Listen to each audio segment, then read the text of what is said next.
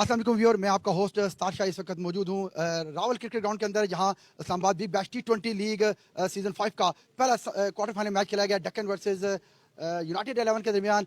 आज के man of the match मेरे साथ मौजूद हैं इब्राहिम। अस्सलाम वालेकुम इब्राहिम भाई।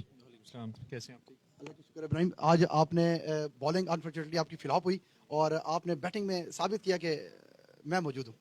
हाँ, बस रिस्पॉन्सिबिलिटी ली है और सिचुएशन के हिसाब से खेलते रहे। रन रेट इतना नहीं था, सो इजीली चेस कर लिया हमने।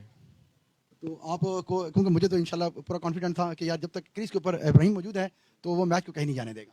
हाँ, बस यही था कि मैंने एक एंड से खेलना है और संभालना है, विकेट संभालनी है और बाउंड्रीज भी साथ साथ लग रही थी, स्ट्राइड रोटेट कर रहे थे, सो इसलिए इजी रहा। Thank you, best of luck ji. मेरे साथ मौजूद है जो मैन ऑफ द मैच का अवार्ड देंगे अशफाक चौहान है इब्राहिम को। Today man of the match Ibrahim, बहुत आउट क्लास इनिंग्स खेली इन्होंने आज अपनी टीम के लिए, डेक्कन के लिए, और इन्होंने क्वालिफाई किया है सेमीफाइनल के लिए। पहले सेमीफाइनलिस्ट यही होंगे।